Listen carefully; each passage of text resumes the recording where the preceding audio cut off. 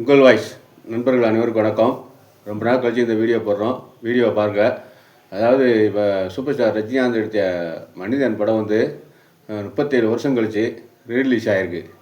இந்த மனிதன் படம் வந்து எந்த அளவுக்கு அந்த நேரத்தில் தாக்கத்தை ஏற்படுத்தின்னு இப்போ உள்ள 2K கிட்ஸுக்கு தெரியும். ஆனால் இப்போ உள்ள புது ஜென்ரேஷனுக்கு கண்டிப்பாக தெரிய வாய்ப்பு இல்லை. ஏன்னா அந்த அளவுக்கு மனிதன் படம் ஒரு பெரிய சகாப்தத்தை உருவாக்குன்னு சொல்லலாம்.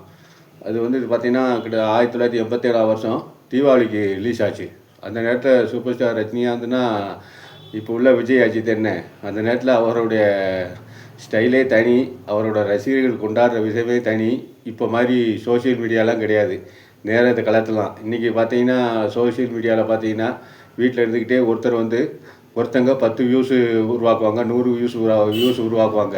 ஆனால் அப்போ உருவாக்குனது உண்மையான ரியல் வியூஸு. அந்தளவுக்கு மனிதன் படம் வந்து பெரிய அளவில் பிரமாண்டமாக வெற்றிப்பட்டது. அந்த படத்தோடு பார்த்தீங்கன்னா புரட்சிக்கலைஞர் விஜயகாந்த் நடித்த உழவன் மகன் படமும் உலகநாயகன் கமலஹாசன் நடித்த நாயகன் படமும் ரிலீஸ் ஆச்சு. மூணுமே பார்த்தீங்கன்னா வெற்றி படம் தான் மூணுமே. ஏன்னா மூணுமே சளைச்சதில்லை. நாயகன் படம் பார்த்தீங்கன்னா கமல் சாருக்கு பெரிய ஒரு ட்ராக்கை உருவாக்கி கொடுத்தது. நாயகன் படத்தில் அவரோட நடிப்பில் ஒரு புதிய பரிமாணத்தை கமல் சாருக்கு வந்து உருவாக்கி கொடுத்தது. ரெண்டாவது அந்த படத்துக்கு ஒரு பெரிய எதிர்பார்ப்பு என்ன, நாயகன் படத்துக்கு பார்த்தீங்கன்னா மணிரத்னம் டைரக்ஷன். அதே போல் மனிதன் படத்துக்கு ஏவிஎம் தயாரிப்பு. ஏன்னா இதுக்கு முன்னால் பார்த்தீங்கன்னா சூப்பர் ஸ்டார் ரஜினிகாந்த் எடுத்த அதுக்கு மனிதன் படத்துக்கும் ஏவிஎம் படங்கள் வந்து வரிசையாக வெற்றி படங்கள் தான். முரட்டுக்காலம் ஆரம்பித்தது, முரட்டுக்கால, போக்கீர் ராஜா, பாயம்புலி, நல்லவனுக்கு நல்லவன், மிஸ்டர் பரத். அதுக்கு அடுத்த படம் பார்த்திங்கன்னா மனிதன், ஊர்காலம், வேலைக்காரன், ஊர்காலம். அதுக்கு அடுத்து வந்த படம் தான் மனிதன். இந்த படத்தை சூப்பர் ஸ்டார் ரஜினிகாந்த் ஜோடியாக கூலி படத்தில் நடித்த கூலினா இந்த கூலியில் பழைய கூலிக்காரன் விஜயகாந்த் படத்தில் நடித்த ரூபினி வந்து கூலிக்காரன், விஜயகாந்தோட கூலிக்காரன் தான், கலைப்பு தான் எடுத்த கூலிக்காரன் தான் அறிமுகமானாங்க. அப்புறம் இந்த படத்தில் பார்த்து ரஜினிகாந்த் ஜோடியாக நடித்தாங்க. இந்த படத்தில் அவங்களோட, அதாவது ரஜினிகாந்த் படத்தில் தெரியுமே, ரஜினிக்கு ஜோடியாக வர்றவங்க ஒரு எந்த அளவுக்கு காட்டப்படுவாங்கன்னா அதே போல் ரூபினிக்கும். ரெண்டாவது இந்த மனிதன் படம் பார்த்தீங்கன்னா அந்த நேரத்தில் ஒரு பெரிய எதிர்பார்ப்புக்கு என்ன பார்த்தீங்கன்னா, எம்ஜிஆர் இறந்தப்போ 1900 இறந்து கொஞ்சம் நாள் கழிச்சு இந்த படம் வந்து ரிலீஸ் ஆச்சு. அப்போயே வந்து சூப்பர் ஸ்டார் ரஜினிகாந்த் வந்து பரபரப்பாக பேசப்பட்டது. ஏன்னா அந்த எம்ஜிஆர் இறந்தாருன்னா அடுத்த இடத்துக்கு இவர் தான் அப்படின்னு சொல்லி அந்த நேரத்திலே ஒரு முடிவு பண்ணிட்டாங்க. ஏன்னா ஷோ வந்து அந்த நேரத்தில் பல மேடைகளை பேசியிருப்பார். ஒருத்தர் திரைப்படத்துலேருந்து முதல்வராகி இறந்துட்டார், அப்புறம் இன்னொருத்தர் உருவாக்கிட்டு இருக்காரு அப்படின்னு. அப்போ எந்த அளவுக்கு நீங்கள் மார்க்கெட் இருக்குன்னு பார்த்துக்குங்க.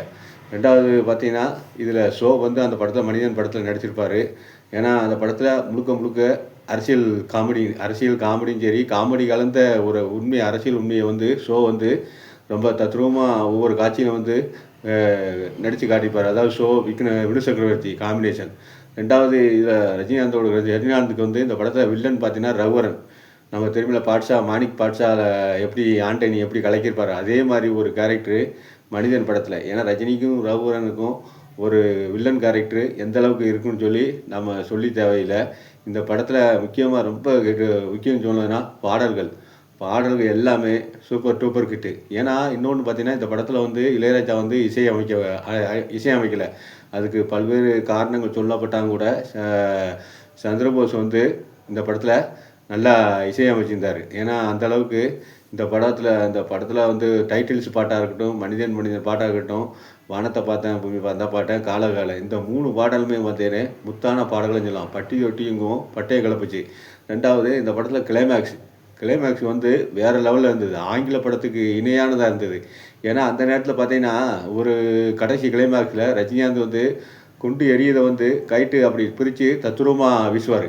அந்த நேரத்தில் வந்து அவரை அந்த நேரத்தில் அந்த காட்சிகள் வந்து ரொம்ப ஒரு நகைச்சுவையாக காமெடி அப்படின்னு சொன்னாங்க. ஆனால் உண்மையிலேயே அது இப்போ உள்ள விஞ்ஞானத்தில் ஒரு சாத்தியம்தான் அப்படின்னு சொல்லி. ஏன்னா ஒருத்தர் வீசுகிற குண்டை வந்து பிடிச்சி எறிகிறது வந்து ஒரு சாதாரண பெரிய விஷயங்கள்லாம் கிடையாது, ஈஸியானதான் நடக்கக்கூடியது. அது அந்த ரஜினிகாந்த் வந்து அந்த நேரத்திலேயே செஞ்சுருப்பார். அது உண்மையிலேயே அந்த படத்துக்கு ஒரு ப்ளஸ் பாயிண்ட். ஏன்னா படம் வந்து ஒரு ஆங்கில படத்துக்கு நிகராக கிளைமேக்ஸ் வந்து அமைஞ்சது. இதுவரைக்கும் அந்த அந்த தமிழ் திரைப்படத்தில் இல்லாத ஒரு கிளைமேக்ஸ் வந்து எஸ்பி முத்துராமன் வந்து வச்சிருப்பாரு. எஸ்பி முத்துராமன் வந்து இதை டைரக்ஷன். ஏன்னா ரஜினிகாந்துக்கும் எஸ்பி முத்துராமனுக்கும் எப்போதுமே ஒரு ராசி உண்டு. அதில் வந்து மனிதன் படமும் அவரோட சினிமா கேரியரில் எஸ்பி முத்துராமனும் சரி, ரஜினி சாரும் சரி ஒரு மணி மகுடம் தான் சொல்லணும். இந்த படம் பார்த்தீங்கன்னா பட்டி தொட்டியெங்கும் பட்டையை கிளப்பிச்சு தான் சொல்லணும். நாயகன் படம், நாயகன், உழவன் மகன் இந்த இந்த படங்களும் ரொம்ப வெற்றி படங்களாக இருந்தாலும் வசூல் ரீதியில் பெரிய அளவில் உச்சத்தை தொட்டதுன்னு சொன்னாங்க. ஏன்னா ரஜினிகாந்த் சம்பளம் வந்து ரொம்ப குறைவுன்னு தான் சொன்னாங்க. இப்போ 20 லட்சமோ 15 லட்சம் அப்படி தான் சொன்னாங்க. ஆனால் வசூல் பண்ணது பார்த்தீங்கன்னா பல கோடியில் வசூல் பண்ணி ஏவிஎம் நிறுவனத்துக்கு பெரிய லாபத்தை கொடுத்துருந்தான்னு சொல்லணும். இந்த படம் அந்தளவுக்கு ஒரு மனிதன் படம் வந்து பெரிய வரவேற்பட்டிருந்து. இன்றைக்கும் பார்த்தீங்கன்னா ரீரிலீஸ் ஆகிருக்கு. அந்த படங்கள் வந்து தியேட்டரில் இன்னும் ரசிகர்கள் வந்து ரொம்ப கொண்டாடி தீர்த்துக்கிட்டு தான் இருக்காங்க. ஏன்னா இன்னமும் வந்து ரஜினிகாந்துக்கு வந்து மனிதன் அந்த மாதிரி படங்கள்லாம் வருமா அப்படின்னா கேள்விக்குறி தான். ஏன்னா அந்தளவுக்கு மனிதன் அந்த படத்தை முழுக்க ஆக்ஷன் படம் தான். ஆக்ஷன் படத்தை ஒரு சின்ன காமெடி. ஏன்னா செந்தில் வந்து அதில் காமெடி பண்ணியிருப்பார். ஏன்னா இப்போ உள்ளவங்களுக்கெல்லாம் தெரிஞ்சிருக்காது. ஏன்னா 2K கிட்ஸுக்கெல்லாம் தெரிஞ்சிருக்காது எந்தளவுக்கு. ஏன்னா இப்போ வந்து அவங்களோட புது பரிமாணம். அவங்க ஃபுல்லாக முழுக்க சோஷியல் மீடியா லெவலில் உள்ளவங்க.